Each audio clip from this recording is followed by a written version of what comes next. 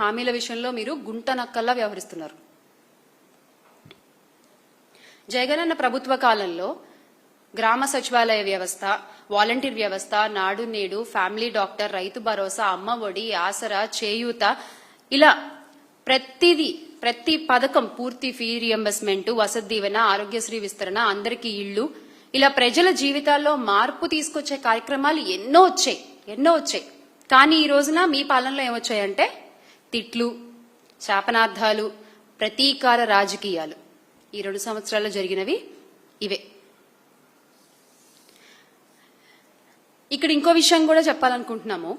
నిన్న మామ, మరదలు, తమ్ముడు పార్టీ మహానాడు పేరిట నిజంగా మీరు చేసిన మహానాటకం మాత్రం అద్భుతం అండి.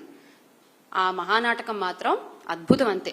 ఎందుకంటున్నాం అంటే మామగారైన ఎన్టీఆర్ని వెన్నుపోటు పొడిచారు, మరదల గారి బలవన్ మరణానికి మీరు కారకులయ్యారు, తమ్ముడు గారినేమో గొలుసులేసి కట్టేశారు. నిజమే కదా ఇవన్నీ. అందుకే ఆ పార్టీ మామ, మరదలు, తమ్ముడు పార్టీ అని పిలవక తప్పట్లేదు. అంటే మీరు మీ లిమిట్స్ దాటి మాట్లాడితే మేము ఇలాగే మాట్లాడాల్సి వస్తుంది. మేము కూడా ఇలాగే మాట్లాడాల్సి వస్తుంది. ఇన్నాళ్ళు మేము మాట్లాడలేదు అంటే అది చేతకాక కాదు, కొన్ని విలువలు మాకు ఉన్నాయి కాబట్టి మేము మాట్లాడలేదు. మీరు ఈ రోజు ఇంత దిగజారి మాట్లాడుతుంటే మీ అంత దిగజారడం మాకు రాదు. కానీ మేము కూడా నిజాలు తేట తెల్లంగా ప్రజలకు చెప్పాల్సి ఉంటుంది. మహానాడు వేదిక పైన అసలు ఉన్నవారికి ఎవరికైనా క్రెడిబిలిటీ ఉందా అండి? నెత్తి మీద రూపాయి పెడితే చెల్లి అర్హత ఉందా? అలాంటి వాళ్ళందరూ వైఎస్ జగన్మోహన్ రెడ్డి గారిపై ఇష్టం వచ్చినట్టు మాట్లాడుతున్నారు, ఇష్టం వచ్చినట్టు నిందలేస్తున్నారు. అక్కడ ఉన్న వాళ్ళందరూ ఎవరంటే కబ్జా రాయుళ్లు, బ్యాంకు దోపిడీదారులు, అమరావతిలో అవినీతి పరులు, మహిళలను లైంగికంగా వేధించిన వాళ్ళు, డిఎస్సి స్కామ్స్టర్లు, వీళ్ళే అక్కడ ఉన్న వాళ్ళంతా. ఇంకా అక్కడ మిగతా వాళ్ళు కూడా ఉన్నారు. ఏ వేదిక మీద అయితే మేము మహిళలకి 33% రిజర్వేషన్ మేము ఆమోదిస్తున్నామని చెప్పారో అదే వేదికపై ఇంకో కొంతమంది కూడా ఉన్నారు. వాళ్ళెవరంటే మహిళా బిల్లును ఓడించిన కాంగ్రెస్ తో వెంటనే విందులు చేసిన వాళ్ళు అనమాట. వాళ్ళు కూడా ఆ వేదికపై ఉన్నారు.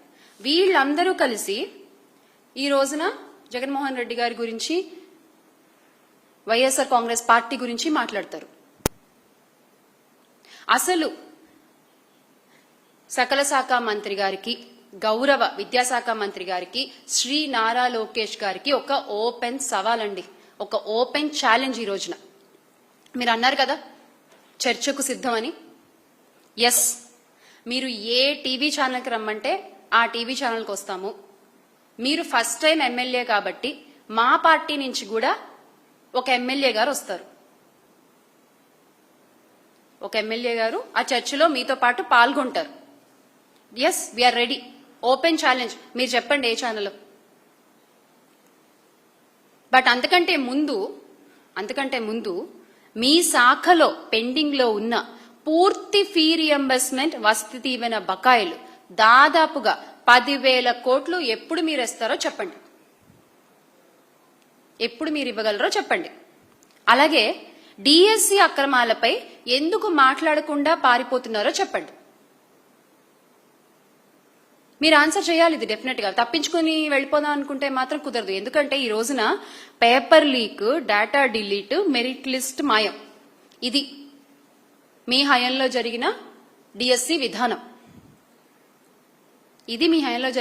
విధానం. మీ శాఖలో లీక్లతో పాటు డార్క్ ఆపరేషన్ ని ఎందుకు మీరు బయట పెట్టలేకపోతున్నారు? ఎందుకు మీరు దాని గురించి మాట్లాడలేకపోతున్నారు? ఈ రోజున ఏం మాట్లాడుతున్నారు తెలుసా అండి? అందరూ బయట యూత్ అంతా బేసిక్ గా మీకు పేరు పెట్టారు, మీకు తెలుసో తెలీదో. రాష్ట్ర యువత అంతా విద్యాశాఖ మంత్రి గారికి ఓ పేరు పెట్టారు. ఆయన లోకేష్ గారు కాదు, పేపర్ లీకేష్ గారు అని.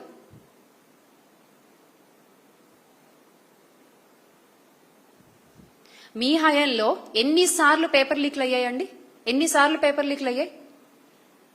దానిపైన మీరు ఏం చర్యలు తీసుకున్నారు?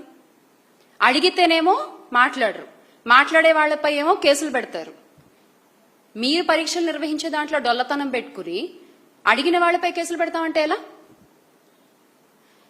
ఎలా సార్ పేపర్ లీకేజ్ గారు? ఈ రోజున ఎంతో మంది జీవితాలు అతలాకుతలం అయిపోయాయి మీ పేపర్ లీక్ వల్ల.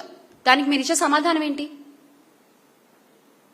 ఈ రోజున వైఎస్ఆర్ కాంగ్రెస్ పార్టీ రాష్ట్ర వ్యాప్తంగా నిరసనలు చేస్తుంది, ధర్నాలు చేస్తోంది, డిఎస్సీ అభ్యర్థులకు న్యాయం జరగాలని పోరాటాలు చేస్తోంది.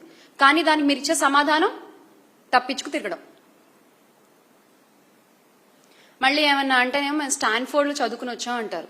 నిజంగా ఈ రోజున మీరు ప్రవర్తించే తీరు, మీరు మాట్లాడేటువంటి భాష